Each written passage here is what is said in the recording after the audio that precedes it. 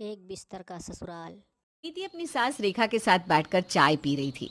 तभी अनुज नाम का लड़का आता है और प्रीति को देखकर कहता है, ओए मोटी, तू तो पतली हो गई। अनुज, तो यहाँ कितने दिनों बाद मिल रहा है, कैसा है तू, कब आया? आने से पहले तूने मुझे कुछ बताया क्यों नहीं? अरे अरे बस भी कर, एक ही बार में कितने सवाल करेगी। चल कोई बात नहीं, सवाल कर लिया है तो मैं जवाब दे ही देता हूँ। मैं बहुत ठीक हूँ। हाँ, हम बहुत दिनों बाद मिल रहा है, शायद तेरी शादी के बाद ही। मैं यहाँ आज ही आया हूँ, तुझे इसलिए नहीं बताया क्योंकि अगर बता देता तो तेरा ये रिएक्शन देखने को कहाँ मिलता। अच्छा किया तू आ गया। शादी क्या हुई, सब कुछ बदल गया। अब तो दूसरे शहर में रहती हूँ, जब मायके जाती हूँ तभी मिल पाती हूँ सबसे। तभी तो मैं यहाँ तुझसे मिलने आ गया। तू यहाँ मुझसे मिलने आया है? वैसे आया तो मैं यहाँ अपने काम से ही हूँ, लेकिन अब जब तक मैं यहाँ रहूँगा तेरे घर ही रहूँगा। तुझे कोई दिक्कत तो नहीं है ना मेरे यहाँ रुकने से?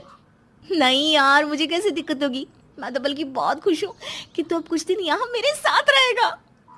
बहू, मैं भी यहाँ पर हूँ, दिखाई नहीं दे रहा है क्या? और कौन है ये? माँ जी, ये मेरे मायके का घर है ना, वहीं पड़ोस में रहता था। हम दोनों बचपन के दोस्त हैं। इतने दिनों बाद मिली हूँ तो मैं तो भूल ही गई सब कुछ। अच्छा, तो ये तेरे मायके का दोस्त है? जी माँ जी। वैसे माँ जी, आपको तो कोई परेशानी नहीं है ना अगर अनुज यहाँ कुछ दिन रहे? वैसे दीपक अनुज के बारे में जानते हैं और बात भी करते रहते हैं ये दोनों आपस में। अरे नहीं नहीं बहू, भला मुझे क्यों दिक्कत होगी? और जब तेरे पति को सब पता ही है तो मैं क्यों ही कुछ बोलूँ। अच्छा बहू, तेरे मायके का दोस्त तो कब से यहाँ आया हुआ है? तुझे अपने दोस्त को चाय पानी नहीं पिलाना क्या, या फिर बस बातों से ही पेट भरेगी? अरे हाँ अनुज, तुम यहीं रुको, मैं अब भी तुम्हारे लिए चाय पानी लाती हूँ। ठीक है, तब तक मैं भी फ्रेश हो जाता हूँ, फिर हम दोनों मिलकर बहुत सारी बातें करेंगे। फिर मुझे तुम्हें कुछ बताना भी है। प्रीति चाय बनाने लग जाती है। बाद में अनुज और प्रीति काफ़ी बातें करते हैं। रात का खाना सब लोग खाते हैं। फिर रेखा दीपक अपने कमरे में सोने चले जाते हैं और प्रीति और अनुज सोफे पर बातें करने लगते हैं। तुझे पता है, मैं ना बहुत खुश हूँ अपनी शादीशुदा ज़िंदगी में, लेकिन वो दिन भी ना बहुत याद आते हैं जब किसी चीज़ की कोई टेंशन नहीं थी, जब मन करे कहीं भी चले जाते थे। ये तो बिल्कुल सही कहा। अब तो मेरी भी शादी होने वाली है, इसलिए सही नौकरी मिल जाए यही देख रहा हूँ। होमवर्क की टेंशन लेते लेते कब बड़े हो गए पता ही नहीं चला ना। अनुज और प्रीति काफ़ी बातें करते हैं और बात करते करते उन्हें समय का पता ही नहीं चलता। रात के 1 बजे रेखा की आंख खुलती है और उसे बात करने की आवाज़ आती है। ये इतनी रात को कौन बात कर रहा है? कहीं घर में चोर तो नहीं आ गए?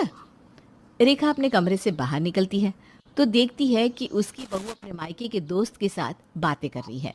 ये देखकर रेखा को काफ़ी चिढ़ होती है। ये जब से बहू के मायके का दोस्त आया है तब से तो बहू को किसी चीज़ का कोई होश ही नहीं है, उसी में घुसी रहती है। इतनी रात हो रही है, ये नहीं कि अपने पति की सेवा करे, नहीं बस अपने मायके के दोस्त से बातें करनी है इसे। रेखा को बिल्कुल भी अच्छा नहीं लग रहा था बहू को अपने मायके के दोस्त के साथ बातें करते हुए देखकर। वो तुरंत बाहर आती है और कहती है, बहू, कुछ ज्यादा ही जरूरी बातें हो रही है क्या? हैं?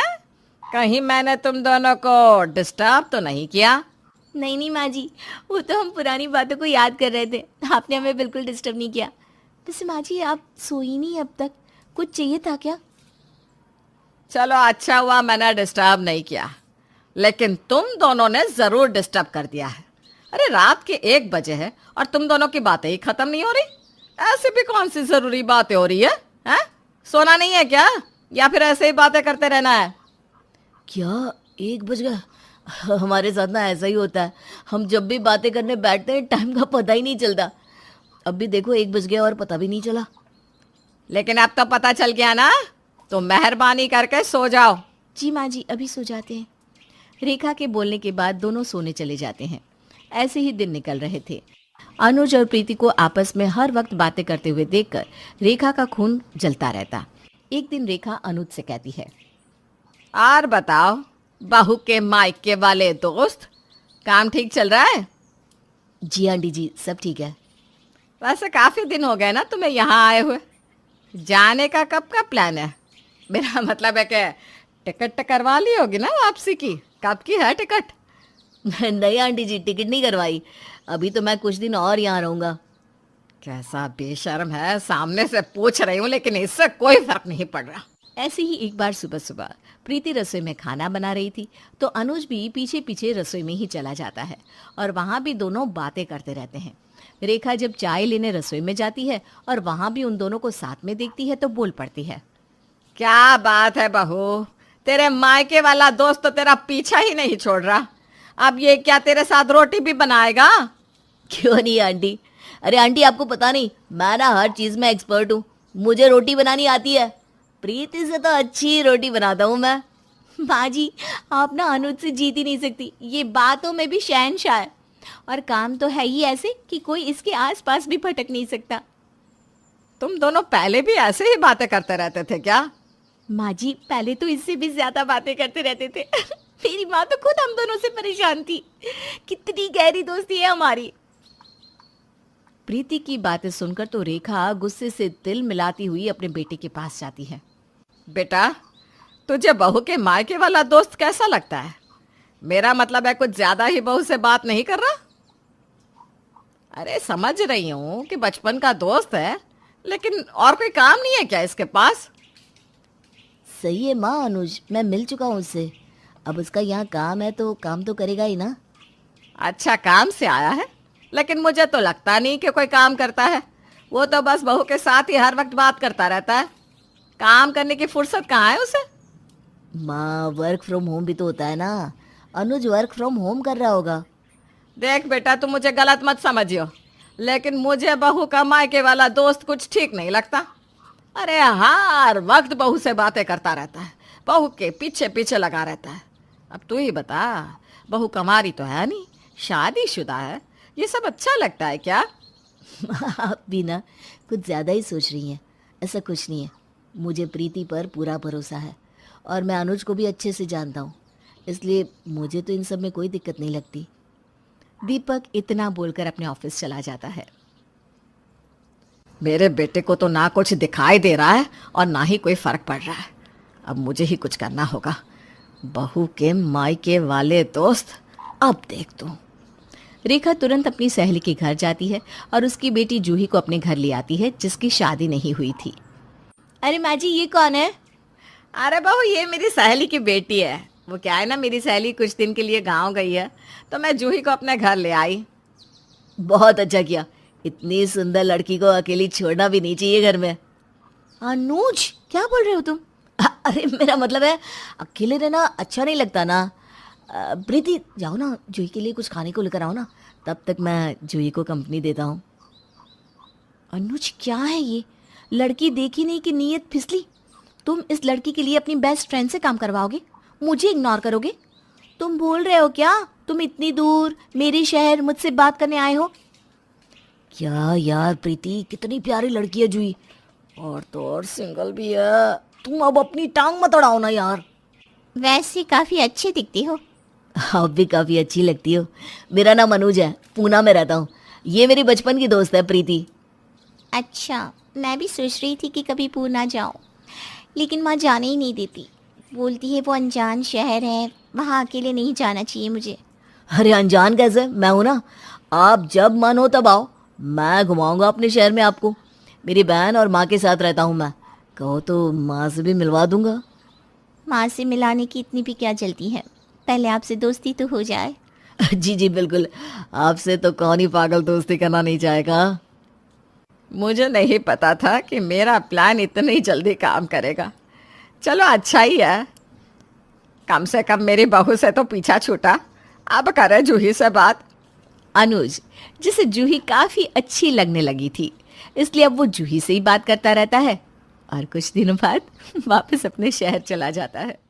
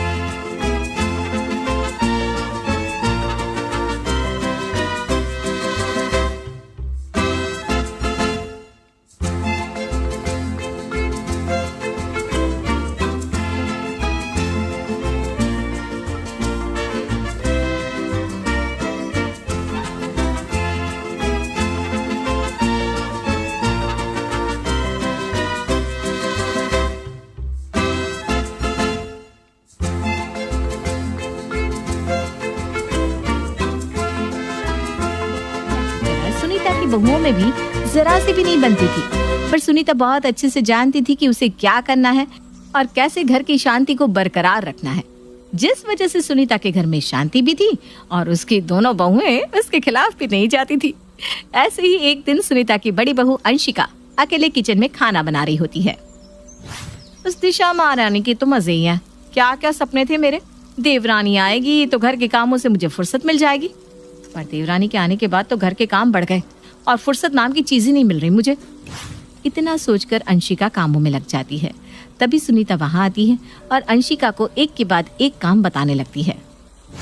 बहू, खाना बनाने के बाद आज खीर बना लेना, बहुत दिन हो गए। वैसे भी खाना खाने के बाद मीठे में कुछ नहीं रहता, कभी कभी कुछ मीठा भी बना लिया कर। जी माँ जी। अब ये काम भी मैं ही करूँ? हाँ, छोटी बहू रानी तो घर की महारानी जो है, इसीलिए तो माँ जी सारा काम मुझसे करवाती रहती है। पर मैं भी देखती हूँ कब तक वो महारानी आराम करती है। अभी जाकर उसे बोलती हूँ कि खीर वो बनाएगी। अंशिका अपनी सास के सामने हाथ तो कर देती है, पर खीर का नाम सुनकर अंशिका का गुस्सा 7वें आसमान पर पहुंच जाता है और सुनीता के वहां से जाते ही अंशिका भी वहां से गुस्से में दिल मिलाती हुई अपनी देवरानी के कमरे में जाती है, जहां वो देख रही है कि उसकी देवरानी तो फोन पर बात कर रही है। हाँ, क्यों नहीं। वैसे भी ना काफी दिन हो गए हैं ससुराल में। कुछ दिनों के लिए अपने मायके आ जाने से मायके वालों के साथ हम बहुओं को भी अच्छा लगता है। वैसे भी जब से शादी हुई है ना, मानो जैसे मायका तो छूट ही गया है। ओहो, महारानी फोन पर अपने मायके वालों से बात कर रही है, तब महारानी मायके जाने का प्लान बना रही है। मैं भी देखती हूँ ये मैडम इतनी जल्दी फिर से कैसे जाती है, पर करूँ क्या। अंशिका दिशा की बिना पूरी बात सुने ही वहां से चली जाती है और रात को अपने पति से इस बारे में बात करती है। देख रहे हो राहुल, तुम्हारी माँ दोनों बहुओं में कितना फर्क करी है। अरे आप क्या फर्क कर दिया माँ ने तुम दोनों बहुओं के बीच में, जो तुम फिर से माँ की शिकायत मुझसे लेकर बैठ गए। देखो राहुल, तुम्हें बुरा लगेगा पर तुम्हारी माँ फर्क तो करती है। तभी तो छोटी बहू को हर दूसरे तीसरे दिन मायके जाने देती है और घर का कोई काम भी नहीं करने देती। और वो दिशा मैडम अभी पिछले महीने ही मायके से होकर आई है और आज फिर अपने मायके वालों से बात कर रही थी, मैं मायके आ रही हूँ। अरे तो क्या हो गया, उसके मायके वाले उसे याद करते हैं इसीलिए क्या आ रही होगी। तुम कहना क्या चाहते हो कि मेरे मायके वाले मुझे याद नहीं करते? मेरा मन नहीं करता कि मैं अपने मायके जाऊं। अरे मैं तो बस मजाक कर रहा था। अगर ऐसी बात है तो तुम भी चली जाओ अपने मायके, ऐसे नाराज क्यों हो रही हो। और वैसे भी माँ कौन सा तुम्हें मायके जाने से मना करेगी, तुम्हें मायके गए हुए वैसे काफी दिन हो गया। चलो, किसी को तो मेरा दुख नजर आया इस घर में, वरना मुझे तो लगा था तुम माँ बेटे एक जैसे हो। अरे क्या अंशिका, तुम भी ना छोटी छोटी बात पर नाराज हो जाती हो। मैं तुम्हारा पति हूँ और हमेशा तुम्हारी ही साइड रहूंगा। भला मुझे क्यों नहीं दिखेगा तुम्हारा दुख। चलो अब जल्दी से ना खाना लगा दो, बहुत भूख लगी है। खाना मैंने बना दिया है, पर खिलाएगी वो महारानी आप सबको। वैसे भी मेरे सर में दर्द है, मैं आज बाहर नहीं जाने वाली। कोई पूछे तो कह देना मेरी तबीयत ठीक नहीं है। जैसा आप कहो मैडम। अंशिका रात के काम से बचने के लिए बहाने बना देती है और दिशा सभी घर वालों को खाना खिलाती है, रात के सारे बर्तन भी धोती है और सो जाती है। अब अगली सुबह दिशा अपनी सास से बात करती उससे पहले ही अंशिका के दिमाग में एक प्लान आता है। राहुल जी ने तो मेरा साथ दिया और कहा कि मैं मायके चली जाऊं, पर अगर हम दोनों मायके चले गए तो माँ जी का ख्याल कौन रखेगा, और कहीं ऐसा ना हो कि माँ जी मेरे ही मायके जाने पे रोक लगा दे। एक काम करती हूँ, मौसी जी को फोन करती हूँ, अब मौसी जी मेरे काम आएंगी। अब क्या था, अब बिना कोई देरी करे अंशिका अपनी मौसी सास को फोन करती है और उनसे कहती है, मौसी जी कैसी हैं आप? अरे अंशिका बहू, मैं तो बिल्कुल ठीक हूँ, पर आज तूने मुझे कैसे याद कर लिया? अरे आप है ही इतनी अच्छी तो आप तो याद आएंगी ही। और आपको क्या पता, कुछ दिन से ना माँ जी का जरा भी मन नहीं लग रहा है, आपको बहुत याद कर रही है। पर आपको देखकर लगता है कि आपको माँ जी की जरा भी याद नहीं आती। हाय हाय बहू, ऐसा क्यों कह रही है तू? तो जानती है ना मैं अपनी जीजी से कितना प्यार करती हूँ। अगर इतना ही प्यार है माँ जी से तो आप उनसे बात क्यों नहीं करती, मिलने क्यों नहीं आ रही? कितना समय हो गया आपको आए हुए यहाँ, आप देवर जी की शादी में ही आई थी। पता है कल आपको माँ जी कितना याद कर रही थी। अगर कुछ दिनों के लिए आप यहाँ आ जाती तो बहुत अच्छा होता। क्या करूँ अंशिका बहू, घर के कामों से फुर्सत नहीं मिलती। मेरी बहू नहीं है ना, तो मुझे अकेले ही सब देखना पड़ता है। पर मेरी जीजी मुझे इतना याद कर रही थी, मैं नहीं जानती थी। अब मैं ना कल ही आ रही हूँ, बता देना जीजी को। जी जी मौसी जी, क्यों नहीं। पर मौसी जी आप ना माँ जी को मत बताना कि मैंने आपको बताया था कि माँ जी आपको याद कर रही है। आप उन्हें सरप्राइज देना। हाँ हाँ बहू, मैं किसी को नहीं बताऊंगी इस बारे में, तू बेफिक्र रह। अब आएगा मजा। अब मुझसे पहले दिशा माँ जी से मायके जाने की बात करे, मैं जाकर माँ जी से कह देती हूँ कि कल मौसी सास आ रही है, और मौसी सास आए और कोई मायके चली जाए, ऐसा तो हो ही नहीं सकता। अंशिका बहुत खुश होती है क्योंकि उसका प्लान कामयाब जो हो चुका था। अंशिका जल्दी से अपनी सास के पास जाती है और उसे मौसी सास के घर आने की खुशखबरी देती है। माँ जी आपको पता है कल मौसी सास आ रही हैं। अभी अभी उनका फोन आया था मेरे पास। क्या कल मेरी बहन आ रही है? पर उसने तो मुझे बताया ही नहीं, और ऐसे अचानक। क्या माँ जी, आप तो जानती है ना मौसी सास आपको कितना प्यार करती है। हर महीने तो उन्हें आपकी याद सताती है। आ गई होगी फिर से आपकी याद, इसीलिए अचानक से आ रही हैं कल। हाँ बहू, खैर कुछ भी हो, मुझे तो बहुत खुशी हो रही है। आखिर इतने दिनों बाद मेरी बहन जो आ रही है। अंशिका और सुनीता बात कर ही रहे थे कि तभी वहाँ दिशा आ जाती है और दिशा अपनी सास से कहती है, अच्छा वह दीदी जो आप भी यहीं पर हैं, पर माफ़ करना दीदी, मुझे आपको बताने में देरी हो गई क्योंकि जब से मेरी आपकी माँ से बात हुई ना, तब से आप मुझे नज़र ही नहीं आई। माँ जी, मैं आप दोनों को ये बताने वाली हूँ कि कल मेरे पास जेठानी जी की माँ का फ़ोन आया था। वो जेठानी जी को बहुत याद कर रही है। जेठानी जी, आप कल अपने मायके चली जाना। क्या? मेरी माँ का फोन तुम्हारे पास आया था? मेरी माँ ने मुझे क्यों फोन नहीं किया जो तुम्हें फोन कर दिया? वो दरअसल दीदी कल रात को पहले आपकी माँ ने आपको ही फ़ोन किया था, पर आपका फ़ोन बंद आ रहा था। उसके बाद उन्होंने मुझे फ़ोन किया। मैंने उनसे कहा कि मैं बता दूंगी, पर मेरे ना दिमाग से ही निकल गया। मुझे माफ़ कर दो। क्या कल बड़ी बहू को अपने मायके जाना है और ये बात मुझे तुम दोनों आप बता रही हो? अरे कल मेरी बहन आ रही है और तुम जानती हो ना वो कितनी चुलबुली है। वो घर में आए और कोई एक बहू अपने मायके चली जाए, ऐसा तो हो नहीं सकता। छोटी बहू की बस के नहीं है अकेले घर संभालना और मेरी बहन को देखना। बड़ी बहू, जब मेरी बहन अपने घर चली जाए वापस, तब तुम जाना अपने मायके। कल मायके जाने की कोई जरूरत नहीं है, समझ गई ना दोनों? क्या? पर क्यों माँ जी? अरे बहू, अब तुम मुझसे सवाल जवाब करोगी? मैंने कह दिया कोई नहीं जाएगा तो नहीं जाएगा, और तू मायके चली गई तो छोटी बहू अकेली नहीं पड़ जाएगी। सुनीता अपना फैसला सुनाकर वहां से चली जाती है, जिसके बाद अंशिका अपना सर पकड़कर बैठ जाती है और मन ही मन खुद को कोसने लगती है। ये क्या किया मैंने? कल मुझे दिशा की पूरी बात सुननी चाहिए थी। मैंने खुद अपने पैरों पर कुल्हाड़ी मार ली और उस बड़बौली मौसी सास को बुला लिया। अब वो कल मुझे एक पैर पर नचाएगी। आए मेरी फूटी किस्मत। क्या हुआ दीदी, आप इसे सर पकड़ कर क्यों बैठ गई? आप कल मायके नहीं जा पा रही हैं इसलिए दुखी है ना? हाँ, कल मैं अपने मायके नहीं जा पा रही हूँ और ये सब कुछ हुआ है तुम्हारी वजह से। मेरी वजह से? पर इसमें मेरी क्या गलती? आपका फोन बंद था इसलिए आपकी माँ ने मुझे फोन करके बोला। सही बोल रही हो, गलती तुम्हारी नहीं, गलती मेरी है। अब हटो मेरे रास्ते से।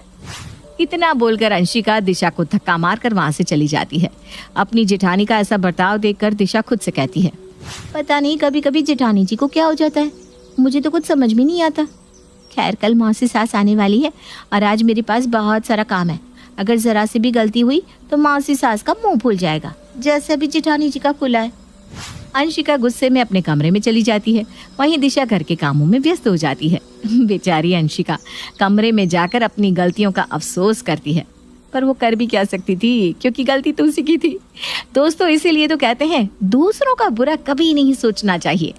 अक्सर दूसरों का बुरा सोचने से हमारा ही बुरा हो जाता है।